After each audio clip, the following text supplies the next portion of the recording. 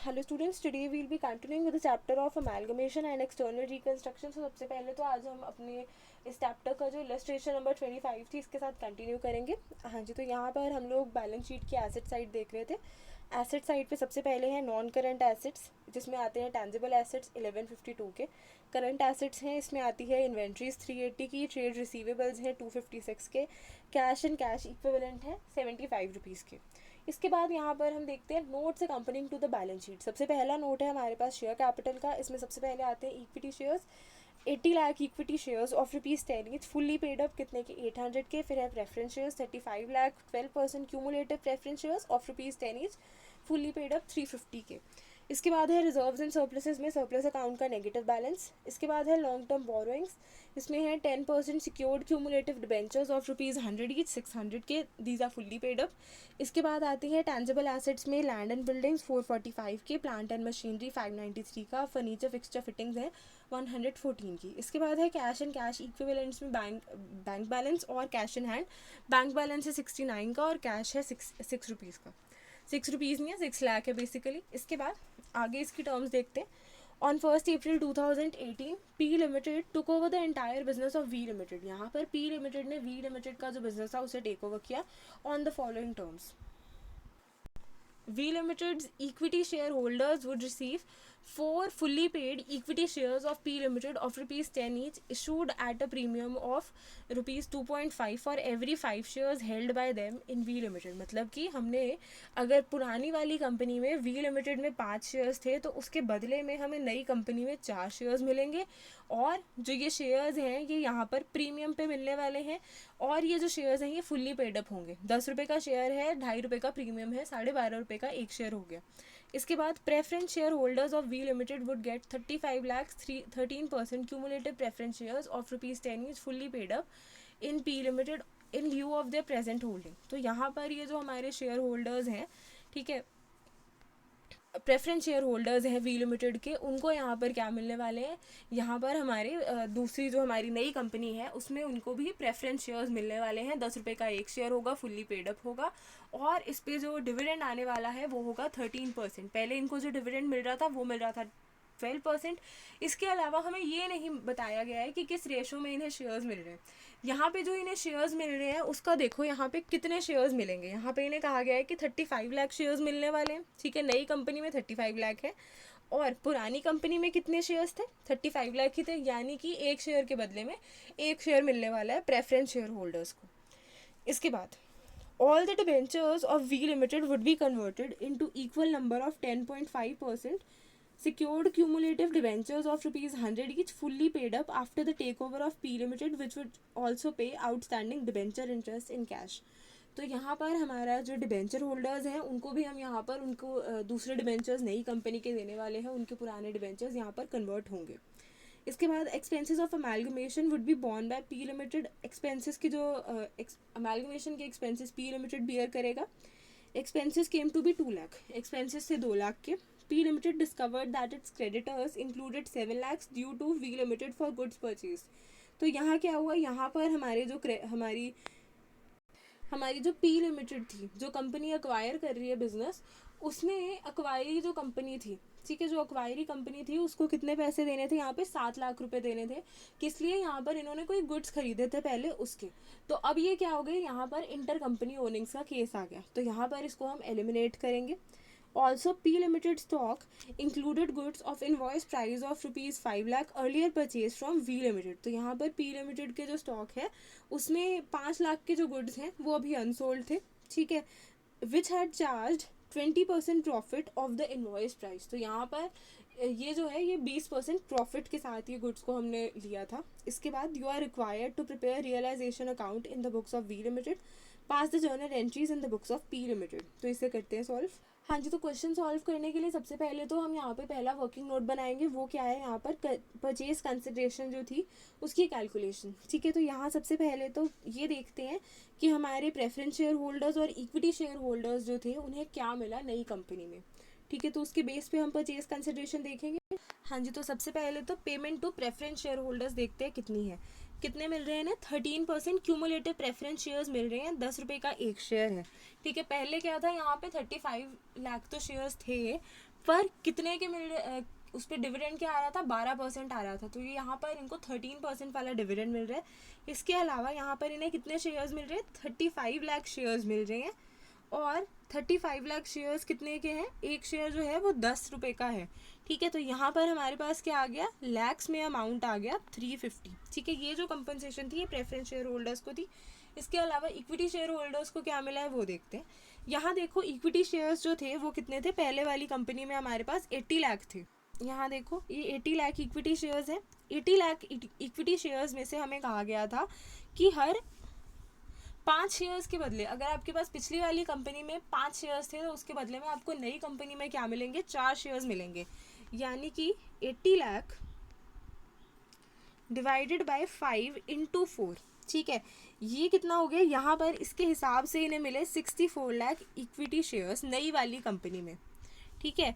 और कितने का एक शेयर मिला, इन्हें मिला यहाँ पर शेयर 12.5 रुपये का, ठीक है। चाहे तो आप इकट्ठे 12.5 रुपये से मल्टीप्लाई कर सकते हो, चाहे तो आप 10 रुपये का अलग से शेयर की वैल्यू मल्टीप्लाई करो और 2.5 रुपये का अलग से प्रीमियम मल्टीप्लाई करो, आपकी अपनी चॉइस है। यहाँ पर हमने अलग से मल्टीप्लाई किया, इससे पहले जो एग्जाम्पल्स किए थे उसमें हमने यहाँ पर इकट्ठे मल्टीप्लाई किया हुआ था, ठीक है। तो यहाँ पर 10 से सबसे पहले मल्टीप्लाई करो, कितना आ गया 640, इसके बाद 64 लाख को मल्टीप्लाई करो 2.5 से, हमारे पास आ गया 160, ठीक है, लैक्स में।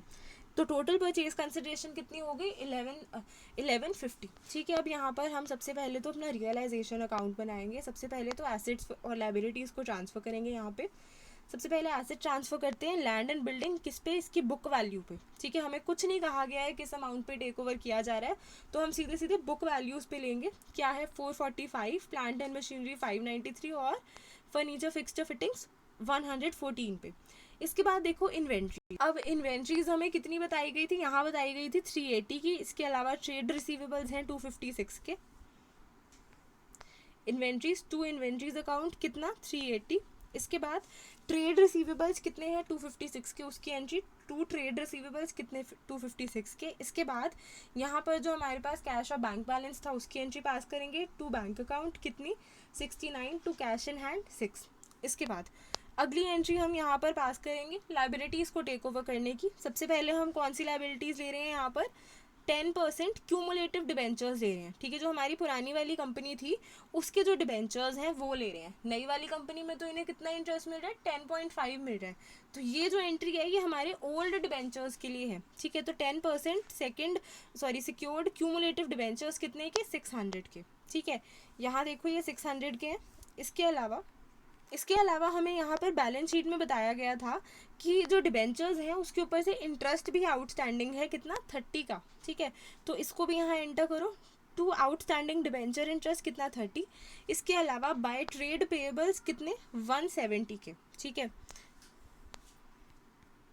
और देखो और तो हमारी कोई लाइबिलिटी यहाँ पे बनती नहीं है नोट करने वाली।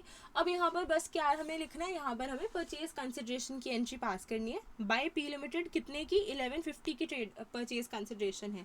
तो देखो और कुछ लिखने वाला नहीं है। तो यहाँ देखो क्रेडिट साइड को हम लोग टोटल करते हैं। क्रेडिट साइड का टोटल आ गया हमारे पास 1950। अब यहाँ पे डेबिट साइड पे बैलेंस बचता है कितने का, 87 का, ठीक है। तो ये जो 87 है ये यहाँ क्या हो गया, प्रॉफिट और रियलाइजेशन हो गया। तो इसकी एंट्री पास करते हैं to equity share holders account कितने, 87 रुपीज़, 87 के साथ प्रॉफिट और रियलाइजेशन, ठीक है। अभी जो प्रॉफिट है या जो लॉस होता है रियलाइजेशन पे वो कहाँ जाता है, हमारे इक्विटी शेयर होल्डर्स के पास जाता है, ठीक है। चाहे लॉस हो चाहे प्रॉफिट हो वो बियर कौन करते हैं, हमारे कंपनी के ओनर्स बियर करते हैं। तो यहाँ कंपनी के ओनर्स कौन है, इक्विटी शेयर होल्डर्स है, तो इनके अकाउंट में ट्रांसफर कर दिया। हाँ जी, अब हम यहाँ पे जर्नल बनाएंगे। सबसे पहले तो इन the books of P limited यहाँ पे जर्नल बना रहे हैं। सबसे पहली एंट्री है यहाँ पर परचेज कंसिडरेशन को ड्यू करने की, उसकी एंट्री है business purchase account debited to liquidators of V limited account, किस अमाउंट के साथ, परचेज कंसिडरेशन के अमाउंट के साथ, जो कि हमने वर्किंग नोट में से निकाला था, कितने का, 1150 की एंट्री। इसके बाद सेकंड एंट्री है यहाँ पर एसेट्स और लाइबिलिटीज़ को टेक ओवर करने की और यहाँ पर गुडविल या फिर जो कैपिटल रिजर्व आएगा वो निकालने की, ठीक है। तो यहाँ सबसे पहले तो देखते हैं पहली एंट्री है यहाँ पर land and buildings account debited. Land and buildings का अमाउंट था 445।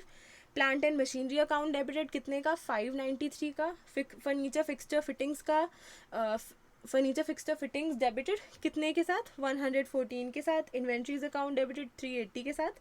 ट्रेड रिसीवेबल्स अकाउंट डेबिटेड 256 के साथ, बैंक अकाउंट डेबिटेड 69 के साथ, cash in hand account debited 6 के साथ।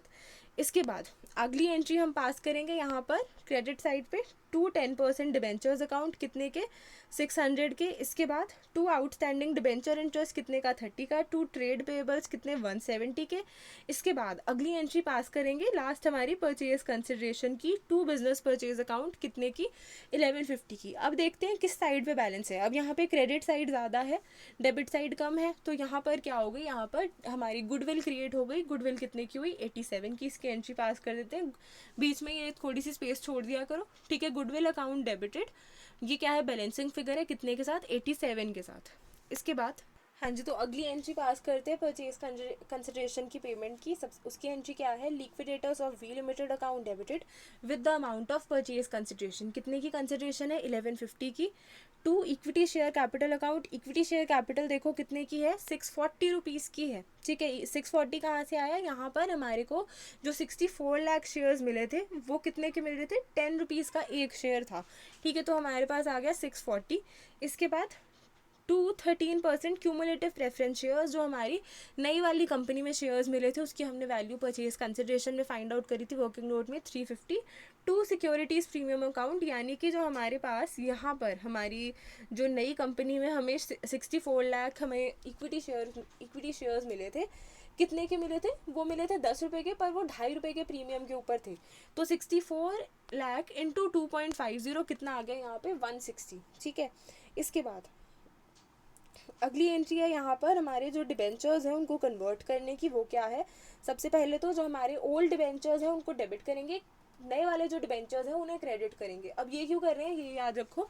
सबसे पहले तो जो डिबेंचर्स हैं वो क्या है, एक लायबिलिटी है, ठीक है। तो जब लायबिलिटी को बढ़ाना होता है या फिर नई लायबिलिटी क्रिएट करनी होती है तो उसे क्रेडिट करते हैं। तो अब यहाँ पे नई हमारी लायबिलिटी जनरेट हुई, जो हमारी नई वाली हमने डिबेंचर्स इशू किए, अपने डिबेंचर्स को कन्वर्ट किया, तो जो हमारे नए डिबेंचर्स आए तो उससे क्या हो गया, लायबिलिटी और बढ़ी, ठीक है। तो वो क्या हो गया, यहाँ पे क्रेडिट हो गया। अब जो हमारे पुराने वाले डिबेंचर्स थे वो तो हो गए कैंसिल, तो उनकी लायबिलिटी तो खत्म हो गई, तो उसको कर देंगे डेबिट। तो यहाँ एंट्री होगी 10% secured cumulative debentures account debited कितने के साथ 600 के साथ, to 10.5% secured cumulative debentures account, ठीक है। तो यहाँ पर हमारे जो पुराने वाले डिबेंचर्स थे वो सेम अमाउंट पे ही उनको मिलने वाले हैं, ठीक है। 100 रुपीज़ फुल्ली पेड अप हैं, ठीक है, सेम ही अमाउंट पे मिलेंगे, पर उसके ऊपर जो इंटरेस्ट है सिर्फ वो चेंज हो रहा है, उनकी जो डिनोमिनेशन है वो नहीं चेंज हो रही है। तो जो हमारे पुराने वाले डिबेंचर्स का अमाउंट था 600, वही नए वाले डिबेंचर्स का भी अमाउंट होगा, ठीक है। इसके बाद अगली एंट्री है यहाँ पर जो आउटस्टैंडिंग डिबेंचर इंटरेस्ट था उसको पे करने की। वो क्या है, outstanding debenture interest account debited to bank account. कितना इंटरेस्ट पे किया 30 का पे किया, ठीक है। आउटस्टैंडिंग इतना ही था जो बैलेंस शीट में गिवन था। इसके बाद हमारी एंट्री है यहाँ पर अमेलगमेशन के एक्सपेंसेस की। वो क्या है, goodwill account debited to bank account कितना 2, ठीक है, 2 के साथ। इसके बाद अगली एंट्री है यहाँ पर म्यूचुअल लायबिलिटी या फिर इंटर कंपनी ओनिंग्स जो है उसको सेटल करने की। हाँ जी, तो यहाँ पर सबसे पहले हमें बताया गया था कि यहाँ पे क्या है, हमने वी लिमिटेड को पेमेंट करनी थी 7 लाख की। तो ये एक म्यूचुअल लायबिलिटी हो गई। म्यूचुअल लायबिलिटी को सबसे पहले तो रिमूव करने के लिए हमने क्या एंट्री पास करनी है, trade payables account debited to trade receivables account, ठीक है। कितने अमाउंट के साथ 7 के साथ, ठीक है। 7 लाख की लायबिलिटी थी तो 7 के साथ हम यहाँ पे एंट्री पास करेंगे। जो ये देखो यहाँ पर जो हमारी सेम एंट्री थी वही एंट्री यहाँ पे भी हम पास कर देंगे। अब अगली एंट्री हम पास करने वाले हैं ये वाली। यहाँ पर हमें कहा गया था कि कुछ अनसोल्ड हमारे पास स्टॉक है जो हमने पहले अक्वायर किया था, ठीक है, अपनी रिलेटेड पार्टी के साथ, ठीक है, वी लिमिटेड से। और वो क्या था, स्टॉक था 5 लाख का, जिसके ऊपर 20% जो था वो प्रॉफिट था। यानी कि कुल मिला के कितना प्रॉफिट हो गया, यहाँ ये देखो 5 लाख इंटू 20% कितने का 1 लाख का प्रॉफिट है, ठीक है।